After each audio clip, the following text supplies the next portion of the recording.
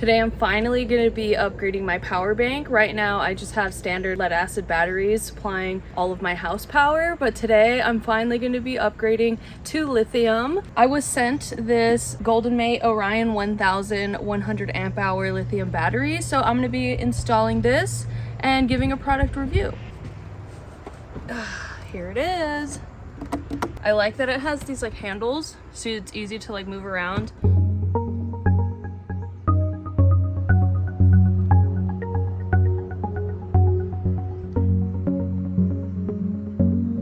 So I'm gonna open the user manual and see what we're working with before I start messing around with this.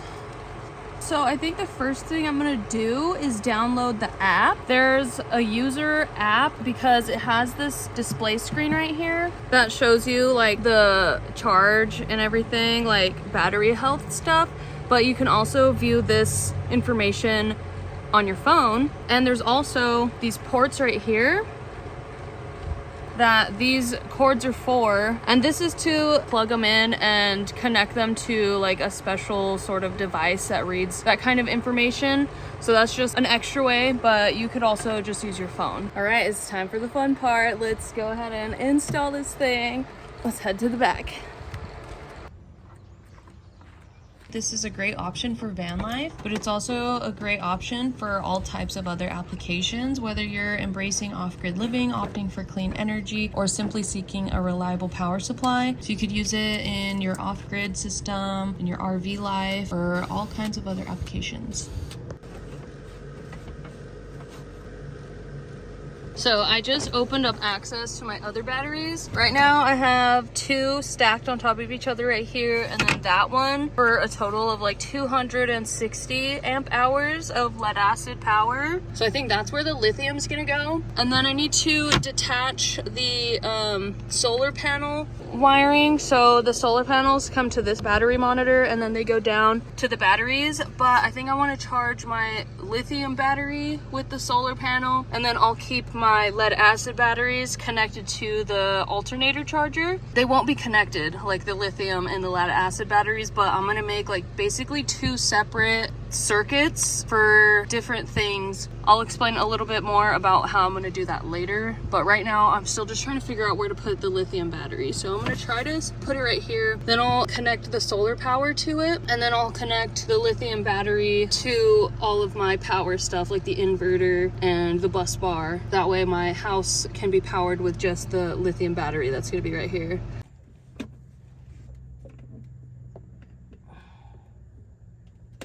So I had to move the top battery and this little shelf thing so I could access this bottom battery, because this is the one that leads to the power supply for my entire house electrical system. So I need to steal this wire and attach this one to the lithium battery, because that's what's going to power my house stuff instead of these lead acid batteries. This is definitely a more cost-effective and DIY-friendly solution, especially when compared to lead acid batteries or brand name lithium batteries, because a lot of brand name lithium batteries can be really expensive. And then with lead acid batteries, you basically have to buy double the amount of batteries just to get the desired amount of usable amp hours. And then since this one has a battery monitor built into it, that's just one less thing that you'd have to buy. With the Bluetooth capable battery monitors, those can get really expensive, and then that's just another thing that you have to install. So this is definitely an easier and more affordable option. Found this piece of scrap wood that I'm going to use to make like a platform for the lithium battery. So I'm just going to put it right here. Hopefully my extra tote that goes here can still fit. That would really suck if I have to reconfigure everything else.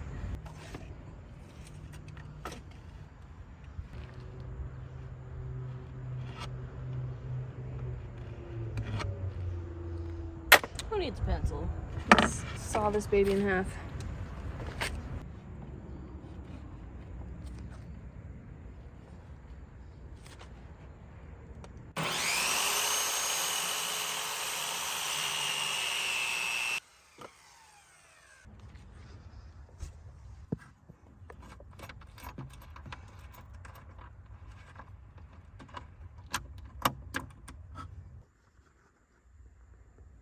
Okay, so I happen to have some extra of this super thick electrical cable.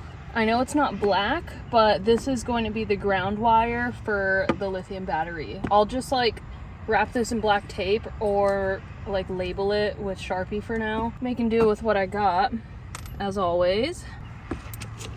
And this is like super easy to connect wires to, which I love that. You just unscrew this, pop your wire on, and then re-screw it back in and you're good to go.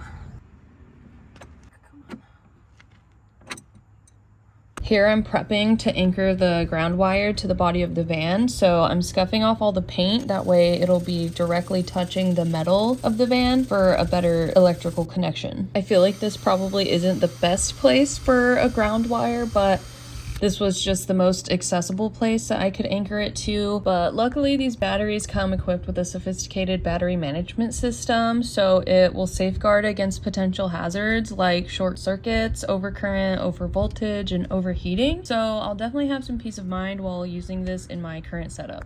All right, now we got our ground wire connected. It's nice and secure, not going anywhere. Now I can start actually connecting my house to the lithium battery. Hi. I am going to connect the solar first. One critique I will say is that these screws that go into the battery to help you connect your like cables onto the battery, it's kind of short. So since I have two things connected to them right now, to each little post, it was kind of hard to get it going like inside the hole that it's supposed to screw into. But overall, everything seems to be pretty easy to install other than this little screw. Okay, so we have the power going to my house, and then also the power from the solar panels coming in, and then we have the ground over there connected to the body of my van. So now we can turn on the power to the house. Let's check it out and see if it works. This is my kill switch, and it's off right now, so there's no connection from the battery to the house until I turn it. And it's on, and you can see in there that the lights turned on, and you heard my fridge turn on. That's what that beep was. And my little fans down there are now on. Success! That took longer than I thought, but that was a me problem because it's a mess in my battery area.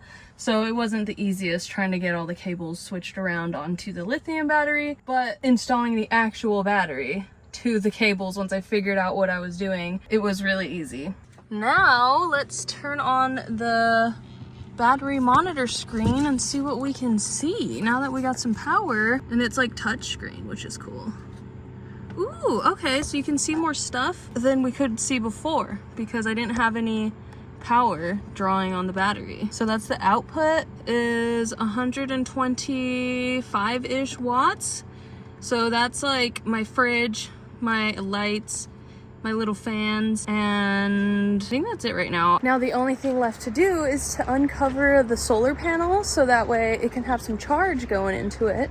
So right now it shouldn't have anything going into it, but afterwards I'm gonna check the app and see what all the things are saying. But as you can see, the sun has gone away for the day, so we'll have to check that tomorrow. And the reason why I left my lead acid batteries still in here is because I had this extra 800 watt inverter that I'm attaching my fans to. That's my big white fan and that's my little black fan, and I have to use this like extender thingy because the white fan was just barely too short to reach to the actual input for the inverter. So I'm not gonna plug like anything else into this inverter.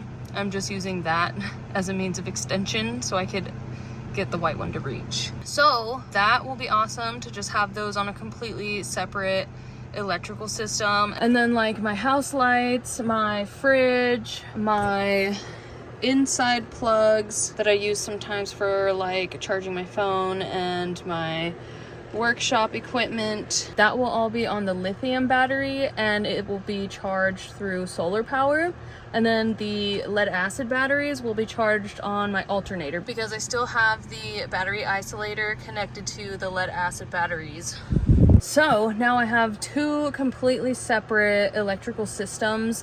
One is lithium, one is lead acid, and I'm super excited because that pretty much doubles my power supply until I'm able to just go fully lithium. The only thing that I'll have to do now is get a DC to DC charger, so that way while I'm driving, my van can charge my lithium batteries as well, because right now it's only able to charge through solar power, which might not be enough depending on how much power I use day to day or whatever, and it's about to be winter, so gotta get a DC to DC charger soon. But for now, I can at least have a backup power supply with my lead acid batteries. So that's pretty much it for this video. I hope you enjoyed watching me install a new lithium battery. Thanks to GoldenMate for sending me that. This is not like sponsored or anything. They didn't pay me to make this video. They just wanted me to try out their product, and I'm actually really excited about it because since it has the built-in battery monitor, I think that's my favorite part. Because now I don't have to buy another battery monitor and like connect another thing. It just like already comes set up and I can read it through my phone and all that stuff. So that saves me some money from having to get that. And overall, I think it's a pretty good product. And if you're interested in getting one of these batteries, make sure to use my code for 10% off. Thanks for watching this video. Give it a like, leave a comment, and subscribe to my channel, please. See you in the next one.